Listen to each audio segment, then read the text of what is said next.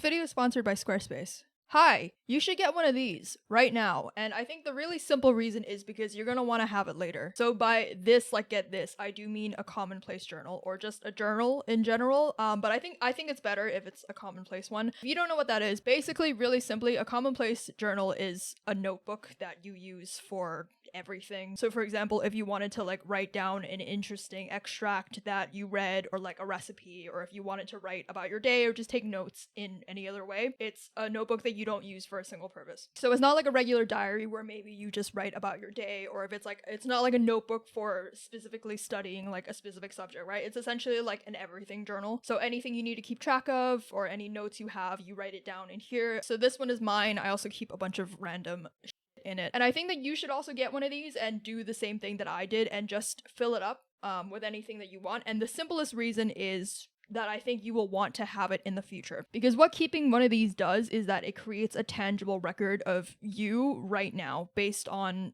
what you want to record or what you want to keep track of, what you found interesting or like what was important or asinine or stupid enough for you to write down and for you to actually document. So for me, I just finished this one and it took me the entire year. So this is essentially my entire February 2025 to February 2026 in one journal. And I'll be honest, right? If you in your life, if up to this point in your life, you've never kept an actual like physical journal or notebook before and you're starting right now, you're probably already starting too late. And that's because you can't retroactively create a record of yourself in the past, right? Because once the moment passes, you're not able to re-enter it accurately. This is the youngest that you will ever be from right now. You will forget otherwise if you don't do this because you have no other record of your life. So you might have watched up to this part of this video and been like, Crystal, what do you mean? What do you mean? I have records of my life. Like I take videos and photos all the time. I can tangibly pull up, a video from like 7 years ago or like a photo I took yesterday. I have like notes on my phone or documents on my computer. What do you mean I have no record of my life? But the reason I say that those are not the same as having this type of record is because a digital memory is not the same thing. Even if you like photos or text from like a decade ago or like 2 decades ago or like your camera roll or your videos, etc. What you probably have digitally is like isolated images or like out of context videos of yourself, right? Where nothing is likely to be integrated because your memories and like pieces of data are split across way too many avenues. So for example, you have the camera roll on your phone, you've got the iCloud or like Google Photos, but then you also have like messages, so like WhatsApp or iMessage or Instagram, and then some things on the Notes app. Like it's too scattered. Having little fragments of like digital artifacts is not the same as having something cohesive and tangible that you had to make with your two hands. And like the effort of looking through one of these is actually what makes it rewarding, right? You want some friction between you and the document or you and the memory, because the friction is what creates actual attachment to it. And one of the biggest types of friction that you encounter when you keep an actual tangible journal or like keeping one of these is that no one else can make it for you. Like you can't just tell Google Photos or like the iCloud algorithm to just spit out oh, so this is what you were actually doing this day. They make those hideous collage, like once a week Google Photos will like send you like a hideous collage which no one ever saves because it's fucking terrible.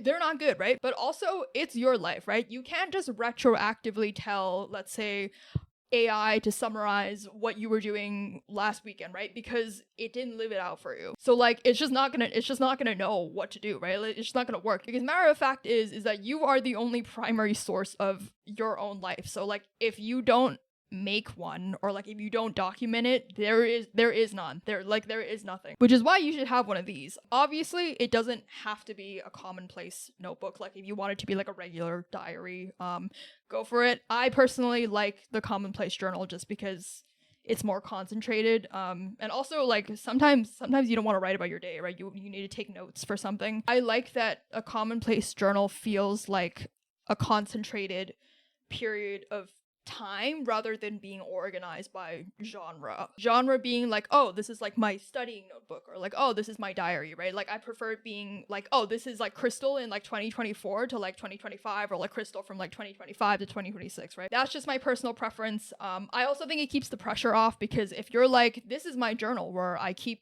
everything, like any shit, like any of the shit that I need to write about, then you just have that. You're not precious with it. You're not thinking about the pages. you're frankly more likely to use it, right? You can see from the pictures on the screen that I've been flashing up, these are like certain specific pages from the most recent Commonplace journal that I've filled. Obviously, some of the shit is redacted because it is a personal journal, which doesn't need to be shown online. So some of this stuff you are not allowed to see, but like the rest of it, you can look at the rest of this, okay? But like some of this stuff is just for me. But hopefully this inspires you or gives you some ideas. But I made this, right? Like I made this with my 2 sweaty hands, and I couldn't outsource it to someone else to help me because they don't know what's specifically going on in my brain. Another thing to remember, in which I kind of lightly touched on just now, is that platforms, or like digital storage platforms, will not preserve you. Like apps die all the time, or like you could lose your password to your account gets locked, you get hacked, or more likely, more possibly, if this is like over decades of memories, the format just becomes obsolete. If you only have digital memories, if one of those things happens, you basically just lose possibly like years or decades of your life, and you have no other record of them. If you keep only digital records of your life, you are essentially trusting all of your memories to companies, or like tech companies, whose entire business model is churn, right? They're like turning profit. There isn't really like a true incentive for these companies to like keep your past accessible. They have no incentive or owe you an obligation to just keep your stuff there, because it was always there, because they can always just not keep your stuff there. And because of that, right, having and keeping a notebook or like a journal is one of the only things that still belongs entirely to you. If you buy one of these and you use it, it's yours. Like it's legally yours. No one can take it away from you. So as I've been mentioning in the video, right, something that I think people don't fully register is that almost everything digital you make is not actually yours. So your photos, your writing, your videos, your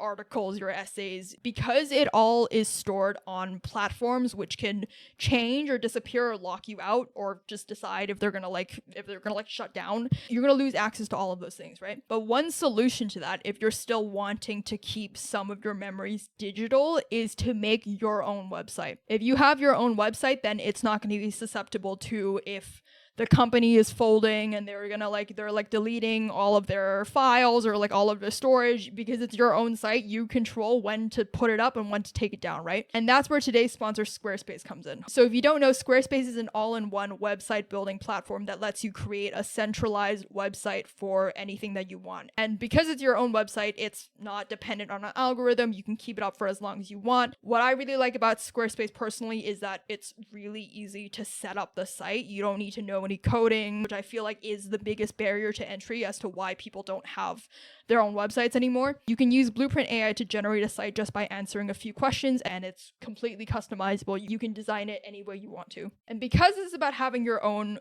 space or like your own archive online, a big part of that is your domain, which again Squarespace can handle for you with no extra plugins needed. And also, I just realized halfway through writing this that this is just blogging, right? Like personal blogs. We should bring back personal blogs. That's like the secondary theme of this video, I guess. Do that. Make a personal blog on Squarespace. Go to squarespace.com for a free trial, and when you're ready to launch, head to squarespace.com/crystal to save 10% off your first website or domain using code crystal. If you have an analog record, you don't have to share it if you don't want to.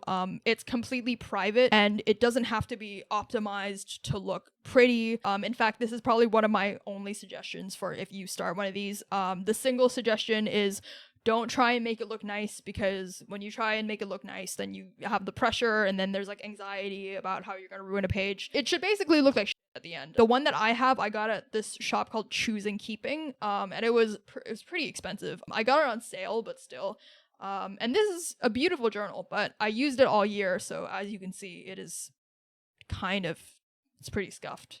But that's good because it means that I used it properly, and that's what you want. And honestly, you probably want some analog memorabilia, right? Like, have you ever talked to your parents or your grandparents, and then they're talking about their past, and then they pull out some like dusty ass box from under the bed or something, and then they like show you like tangible analog scraps of like, oh, this is when I went to a concert back when concerts were affordable and we were in the second row and Nirvana played and it was fucking awesome, and they have like a ticket stub, right? Or like some stamps that they collected over like, I don't know, like 30 years or something, right?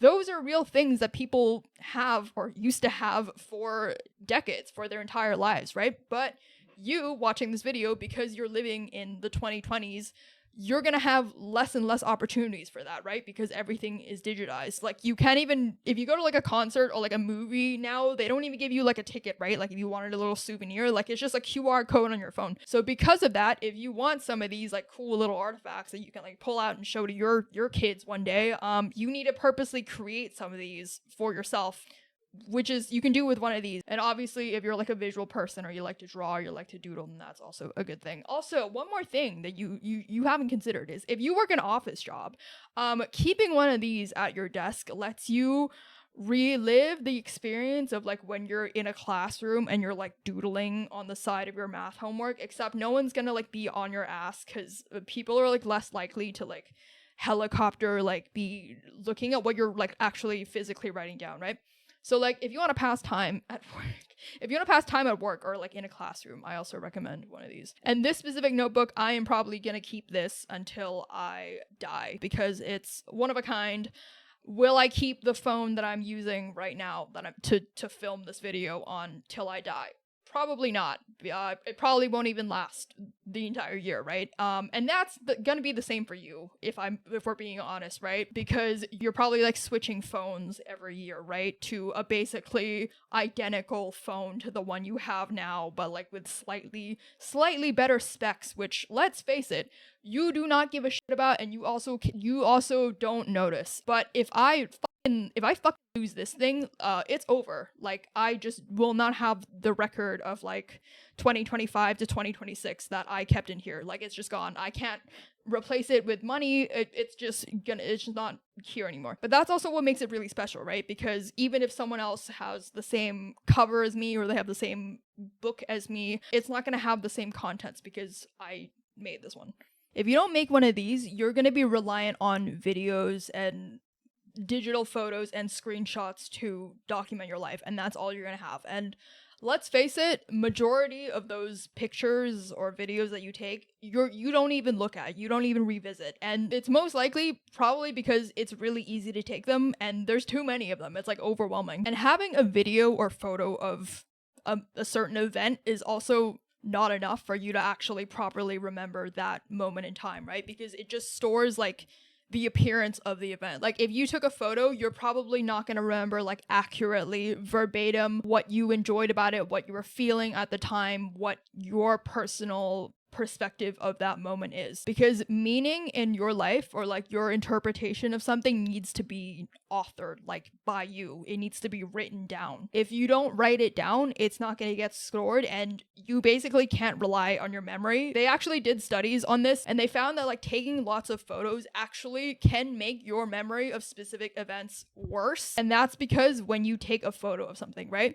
your brain is basically like offloading the responsibility of like remembering the event to your phone or device. So what I mean by this is like when you take a photo or a video, your brain essentially goes like, okay, cool, this memory is like stored somewhere else, so I don't have to remember, like I don't have to work so hard to remember that event. So your brain basically works less hard if it knows that you're gonna take a picture of the event and like you're like, okay, cool, like I have a picture of it, I don't have to remember it. And that actually just makes every situation or every event that you take a picture of less vivid in your actual mind. If you have a notebook that you actually filled yourself, then that is proof that you could hold in your hands that time has passed, or like something existed before you right now, right? Oftentimes when I read any of these journals that I made in the past back, I can like very vividly remember like both the exact location I was when I wrote something down, and then also like the feeling that I was having when I drew something or like wrote something down, documented something, right? And also sometimes I'm not gonna lie, right? When you read some of these, if you were like having an emotional moment, if you were like writing a diary entry, a lot of the time you will read it back and you will be like, why the fuck did I write that? That is so cringe. But you want that feeling. Like, you want the feeling of being like reading something back and being like, what the Crystal, that is not that deep. Chill the fuck out, right? That is a good feeling to have because it shows that you grew as a human being, right? It shows that you grew as a person. And keeping one of these lets you have that reflective moment of like, in retrospect, everything is fine. Like nothing is that serious or that problematic. Everything is chill. Like it lets you have that reflection in private without the humiliation of anyone else seeing. And it also just shows you that anything that seemed so immediately worrying at any given time just passes and it turns out okay. And you can only have that feeling if you had actually written down what you felt at the time. So in conclusion, get one of these, write in it, draw in it, cry in, don't cry in them, cry in them, and then let your tears drip onto the page. That's kind of yeah, if you wanted to. If you feel like in the modern day nothing belongs to you, you don't have any tangible memorabilia of your own, everything is digitized and everything doesn't feel very good, this is a solution to that because it's specific to you and no one will ever have another one, so keep it safe.